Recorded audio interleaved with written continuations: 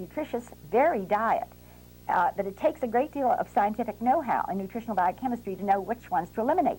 And Dr. Haas developed that diet, and I have since found the rationale for it. So this is what is happening. We're trying to keep undigested food, especially starches and sugars, from getting down into that colon, because all it does, you know what a rumen of a cow is. An incubation tank starts down there, a fermentation tank. We don't want that to happen. We want those healthy bacteria to be there. We want to maintain them, and they can nicely do that with the fiber in their food. None of us can digest fiber. When we eat whole foods, we have fiber in the vegetables, in the fruits, and the whole grains. And they will support the growth of these bacteria and yeast. But we don't want all this undigested sugar and starch to get down there and overfeed them, because what they do is start migrating up the small intestine, right here in the ileum, where Crohn's usually starts. That's where they first migrate. They cause inflammation, and they cause all the symptoms that you get with Crohn's disease. Terrible pain from the gas building up there. Terrible pain from inflammation, obstruction of the small intestine, so food can't go down, and they're rushed to emergency, throwing up and with terrible pain. So what we're trying to do is get these fellows down to their normal size by giving a full, varied, well-balanced diet, but still knowing what we're doing. Well, so then the people who are aware of and have been working with the rotation diet then, rather than feel like now we've got to switch over to a whole different type of thing, just look at it like you're already on the right track and be doing good things, but now we're just going to go a step further with it. That's absolutely right. And in fact, I am getting an increasing number of letters from the clinical ecologists. There's a doctor in Oregon that's been writing me, has his nurse writing me. Some of his patients haven't done too well on the rotary diet. They have them on this diet, and they're doing beautifully. So there's more communication going on. I have to give the people who developed the rotary diet a tremendous amount of credit. They were the first group of doctors who realized the importance of food. And they got us all started on thinking about food and all these other problems, so they deserve a big pat on the back. But at any rate, this is just a little extension of what they're doing. And so there's no contradiction here. At any rate, this is what it's all about. Again, to repeat, you can eat the best diet in the world. You can pop all the pills you want. But if you are not digesting, you will not assimilate. And you will not, therefore, nourish the spleen, the brain, the liver, all the other organs. They are dependent on this gastrointestinal tract, this intestine, to process your food and absorb it for you. So you can take all the vitamins in the world. They're probably helping, but you've got to think of digestion.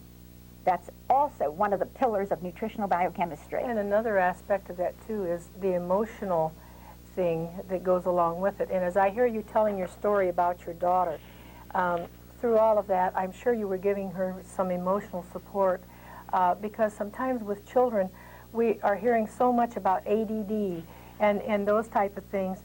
And these children are being labeled as hyperactive, and they don't know how to discipline, they don't know how to deal with them, and let's put them on Ritalin.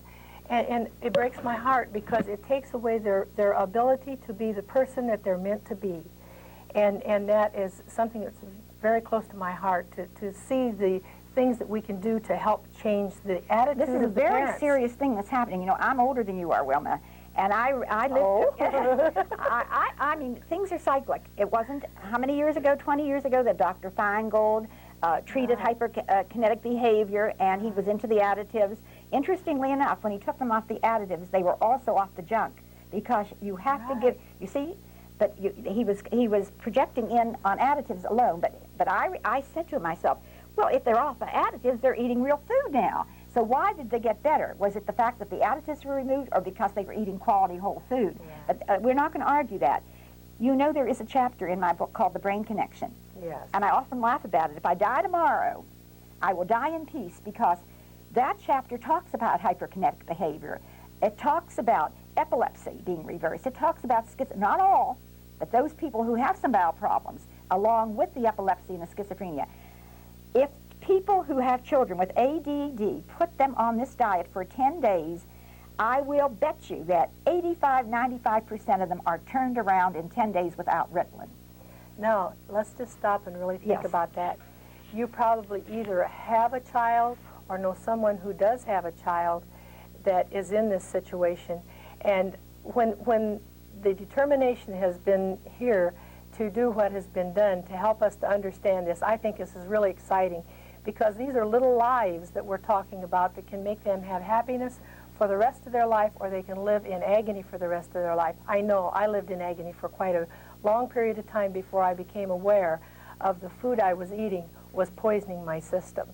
So this is something that is very special, and the more we can help other people to understand this, then each one of us needs to share it with other people, and we can really make an impact on the whole world by helping other people to understand these things.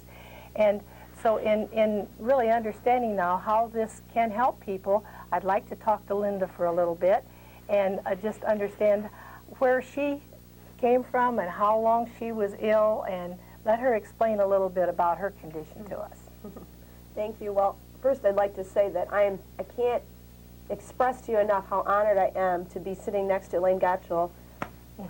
I'm not kidding. Her book and her diet has literally changed my life. It has changed the life of my husband, my children, and it has made me a healthy person. I've had Crohn's disease for 11 years. I was diagnosed with it about 8 years ago. They tried to figure it out for a long time. Finally, they did when I went in with hemorrhaging, rectal hemorrhaging. I had to have several blood transfusions, and now, finally, after doing several completely humiliating tests, they figured out Crohn's disease.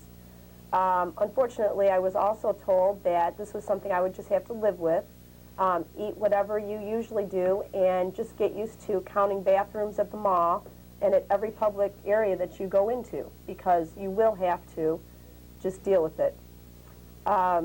Several years later, I perforated.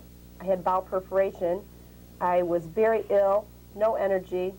I was eating, of course, the things that you think of eating without the education are cereal with milk, mashed potatoes, all those things. Now that I'm educated, I understand that was exactly the wrong thing. But at that time, I was putting that only into my system, and I ended up having a perforation, which is like an appendix breaking. My bowel simply pretty much exploded, and all those toxins leaked out into my body. I went into surgery not knowing whether or not I would be alive, whether or not I would live through it. Thank God I did. I have a wonderful family and prayer, and but now I wanted to know more. I can't continue to live like this, not knowing when I'm going to end up in the hospital next, or not knowing how to help myself. When moving to Fort Wayne, I became part of the Crohn support group here in Fort Wayne, and thank God that was where I was introduced to Mrs. Gottchall's diet. Her theory and her research has enabled me to have something to get my hands on and to study and to put into practice. So this is where now she has something to focus on, a goal, something to really work with. And when you think of how in what she's saying, the same thing, you know, with me is, and with you also, this doesn't just affect you, it affects your whole family, and how they can deal with the whole thing. So as you're listening out there, if you have these conditions or know someone who does, we hope that you'll look into this so that you can have a happier, healthier life. And what Linda had to